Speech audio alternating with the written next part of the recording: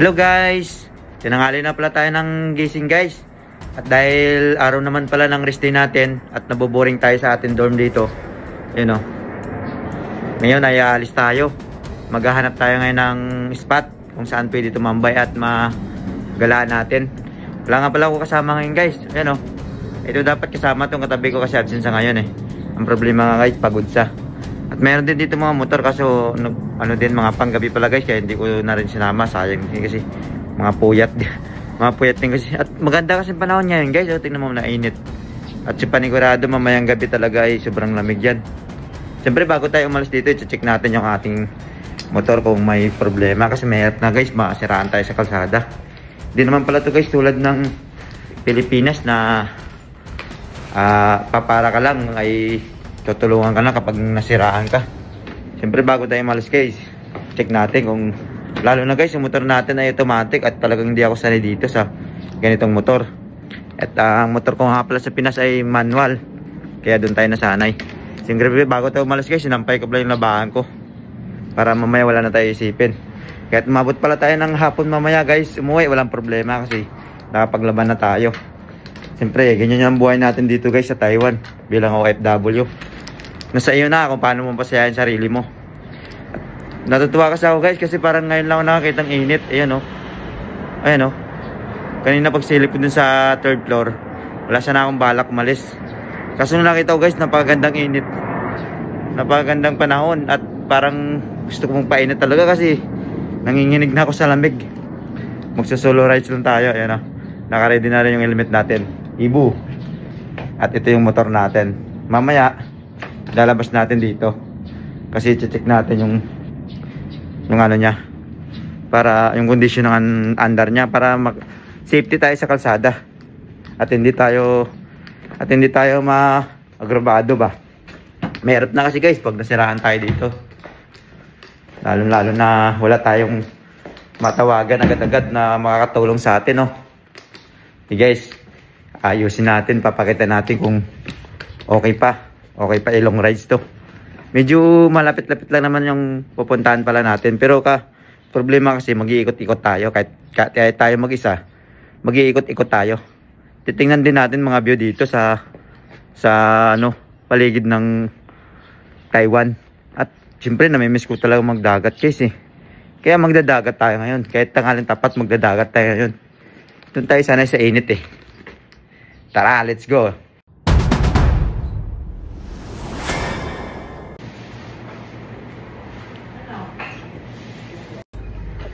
Ayun guys, tapos na tayo kumain dito kay Mama Jo. Dumaan pala tayo dito kasi para solid yung ating biyahe at dire-diretso tayo sa ating biyahe. Ito yung aking motor oh. Yun oh. Tara, let's go na. Tara guys, mag-start na tayo sa ating biyahe. Kasi yung problema nga pala guys, wala tayong taga-video kasi solo rides nga tayo. At hindi pa pala tayo nakabili ng ano natin, GoPro. Balak din natin bilhin yan sa sunod guys, dandaan lang tayo. Yan guys, tatago muna natin yung ating camera at wala tayong magbibideo sa atin. Mamaya na lang guys pag nakakarating na tayo dun sa sa mismong pupuntahan natin. Let's go!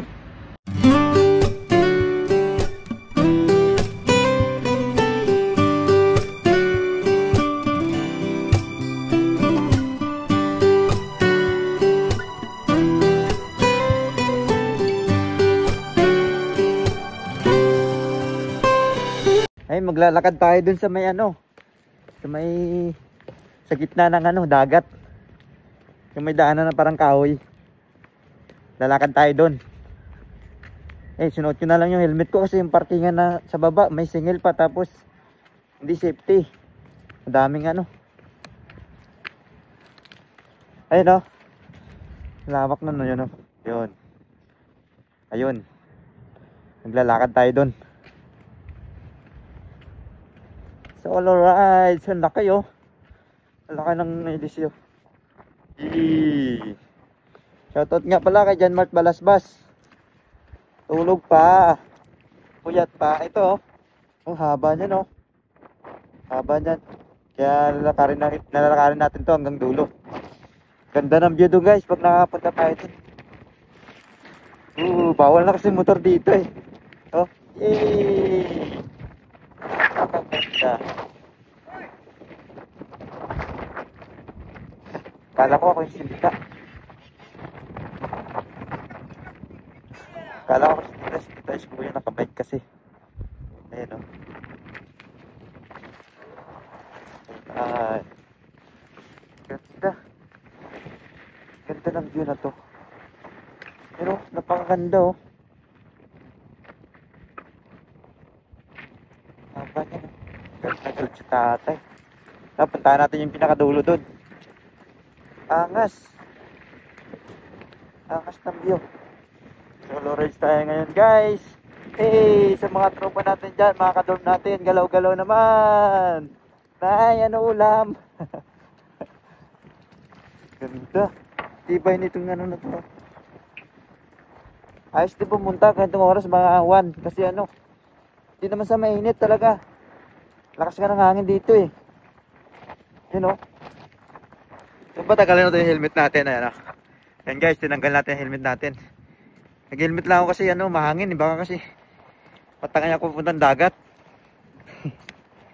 Gagang ganda dito. Kala ko maputik. Galakad ka lang pala sa parang kahoy pero matibay. Hindi ko lang tinatanggal helmet ko eh. Ganda ng ilisyo. Mamaya kukuha tayo ng magandang spot doon sa dulo. Layo pa kasi nito oh. Oh, andun po sa pinakadulo oh. Doon tayo galing. Nandun yung parking ng motor ko eh.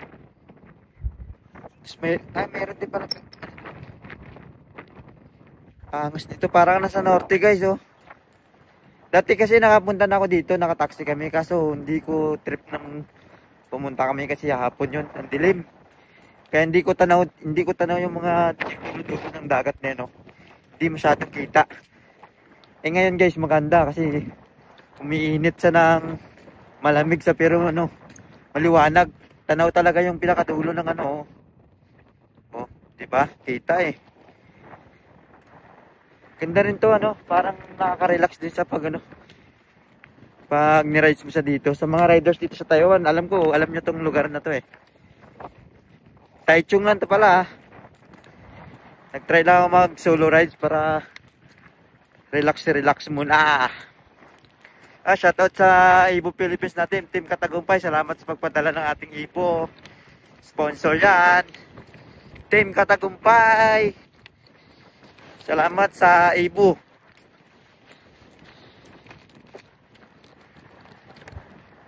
Ganda. Hindi natin masusum eh. Lamig dito, putik na yan. Gagi may tao din doon oh. Gandahan dito guys, pag pumunta ka walang entrance, talagang free talaga yung view na makikita mo dito. Para ka lang sa Pilipinas. Ang sarap mag-rides, mag-isa. Ang sarap talaga, dyan man balasbas, sumama ka na kasi dito. Ayun layo ko na oh. Kasi yung pa yung lalakarin ko. Ayun pa, pinakadulo dun. Sigurado may tubig na dun. May mga dala na sana ako pangawil eh. Sarap mga will. Gagi, may mga ibon na din oh. Sarap dito. Wala kasi nagbibideo sa atin guys. Saka wala pa tayong tripod. Nakakatakot kasi mag tripod, baka mahulog yung cellphone ko eh. Lakas kasi ng hangin dito eh. May tao dun, may nangangawil yata sa dulo yun oh. May tao. Masyadong kita ulit natin. Maganda sana doon sa dulo, tapos doon yung nakapwesto yung camera na dito. Abot yan eh. Isa-zoom lang, abot yan. Ganda ng oh. Para ka lang sa angas yan. Mga tropa kasi yan eh, puro tulog eh. Ayaw mag-rides, pinupunasan lang motor. Galan nyo naman dito oh. Kaya itong lugar oh. Tsaka ito kagandang lugar oh. Angas. Angas naman guys. Sa mga tropang ilog chapter natin sa Pinas no. Mga after 2 years pa tayo pwede makauwi dyan. Kasi bawal tayo magbakasyon. Hindi pa tayo tumagal dito sa Taiwan eh. Sa mga riders natin sa Taiwan no. Mga kadorm natin, feeling riders no. Kaso guys, ayaw nyo mag-rides. Gala nyo naman yung motor nyo.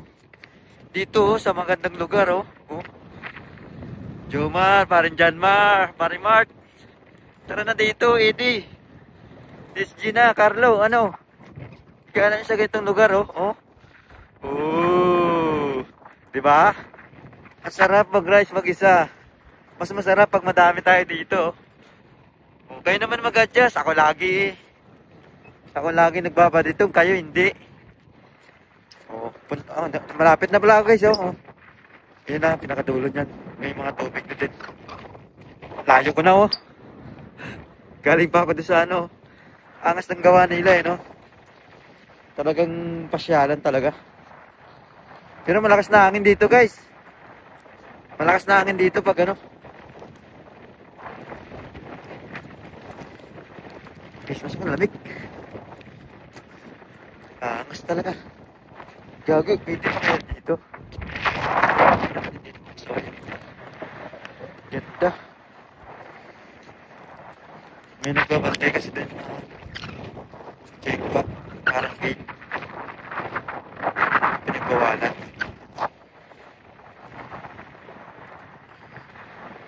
Ito may tubig na dito. Yan, may tubig na. Pero pupunta pa tayo dun sa pinakadulo. Ayan o. Dulo na yan o. Alam ko malalim na siguro yun eh. Nakatakot na nga dito kasi mahangin na o. Baka sa lamunin ako ng LC. Lamunin. Sarap talaga, nakakawala ng pagod pag ganitong lugar oh. Fresh na fresh yung hangin. Baka kasi may nangangawil dito mamaya guys. O di kaya meron dito ng isda na ano. Abangan natin, bibili tayo ng isda. Lulutuin natin.